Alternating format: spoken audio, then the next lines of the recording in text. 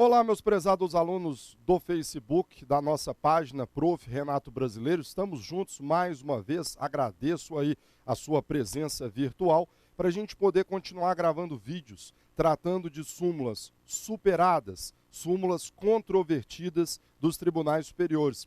Aliás, até uma oportunidade para você ver o que é assistir a uma aula pela internet. A gente que dá aula aqui no SERS, no portal Carreira Jurídica, tem aluno que ainda gosta de ir lá presencial, pegar trânsito, enfrentar violência, estacionar para assistir a um curso, quando você pode assistir às aulas aí pela internet. Vejo vocês que no nosso curso preparatório para carreiras jurídicas, módulos 1 e 2, no módulo 1 são 18 aulas, cada uma com 2 horas de duração.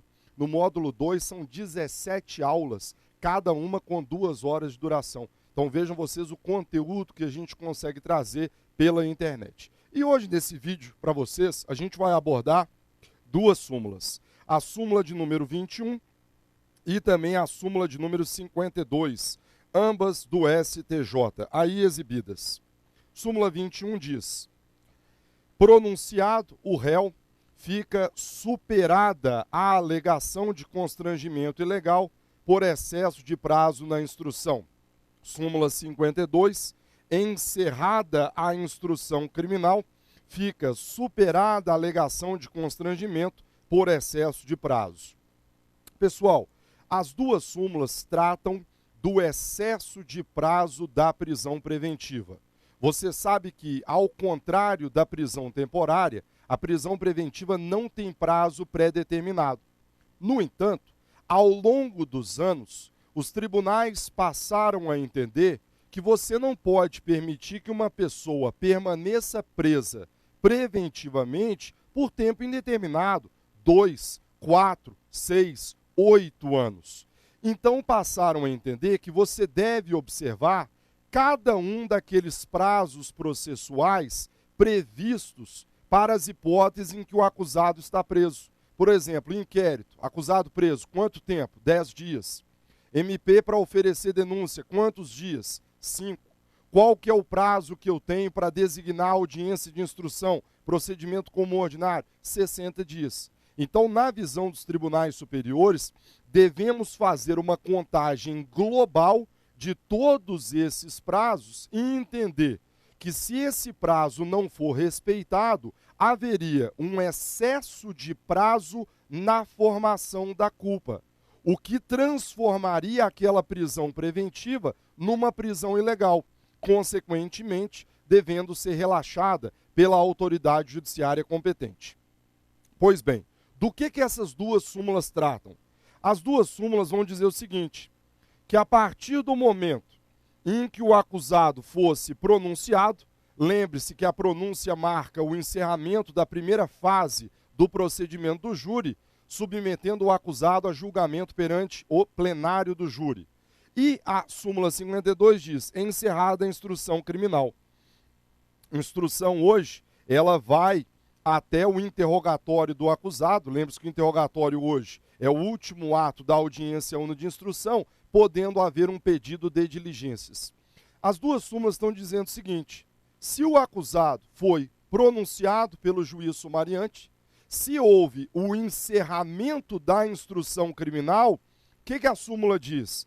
Que estaria superada a alegação de constrangimento por excesso de prazo. Quer dizer, interpretadas literalmente as 2 súmulas, elas vão nos levar a uma conclusão, no mínimo, estranha. Qual seja?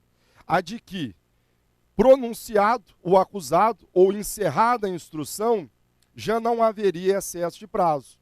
Ah, é? Então quer dizer que o acusado foi pronunciado e ele pode agora ficar 4 anos aguardando julgamento pelo júri? O acusado encerrou a instrução. Então quer dizer que agora o juiz pode ficar 2 anos com os autos conclusos para proferir sentença? O tribunal pode demorar 4 anos para julgar uma apelação, afinal estaria encerrada a instrução? Cuidado, portanto, pessoal, com essas 2 súmulas. Por quê? Essas 2 súmulas, hoje, já vêm sendo relativizadas, já vêm sendo mitigadas pelos próprios tribunais superiores. Então, os tribunais superiores vêm entendendo que o excesso de prazo na formação da culpa pode ocorrer mesmo após a pronúncia, mesmo após o encerramento da instrução criminal, desde que caracterizada uma de 3 possíveis situações. Primeira delas, quando a mora processual for causada por diligências suscitadas exclusivamente pela acusação. Segunda, quando a mora processual decorrer da inércia do Poder Judiciário. E terceira hipótese, quando a mora processual for incompatível com o princípio da razoabilidade. Lembre-se que a Constituição Federal assegura a todos o direito à razoável duração do processo. E aqui, quando a Constituição trata desse direito, ela diz: a todos, no âmbito judicial e administrativo, são asseguradas a razoável duração do processo e os meios que garantam a celeridade de sua tramitação. Perceba que a Constituição, ela não assegura a razoável duração do processo até a pronúncia ou até o encerramento da instrução. É de todo o processo. Por isso que essas 2 súmulas já vêm sendo relativizadas pelos tribunais superiores. Para comprovar o que disse para vocês, trouxe 2 julgados. O primeiro deles, do Supremo Tribunal Federal, o HC 87.913, que vai dizer: processo penal, prisão preventiva, excesso de prazo não atribuído ao réu, constrangimento ilegal caracterizado. Precedentes. Veja, a jurisprudência desse Supremo firmou o entendimento segundo o qual o encerramento da instrução afasta a alegação de excesso de prazo. Seria exatamente o teor que nós vimos da súmula 52. Todavia, aquela inteligência haverá de ser tomada com temperamento jurídico necessário para atender aos princípios constitucionais e infraconstitucionais, especialmente quando o caso evidencia ilegalidade decorrente do excesso de prazo não imputável ao acusado. Então, nesse julgado, o Supremo Tribunal Federal concedeu a ordem reconhecendo um excesso de prazo na formação da culpa, mesmo após o encerramento da instrução criminal. Mesma coisa, o STJ, pessoal. Está aí na tela para vocês o habeas corpus 117.466, dizendo: homicídio qualificado e quadrilha ou bando, pronúncia. Então seria a súmula 21, né? Recurso sentido estrito, excesso de prazo, instrução encerrada. Na hipótese, o largo tempo decorrido, desde a decretação da prisão, 4 anos e 10 meses, sem que o paciente tenha sido submetido ao tribunal do júri, implica violação ao devido processo legal, já que ele só pode ser considerado devido quando observados os princípios constitucionais da duração razoável do processo e da dignidade da pessoa humana.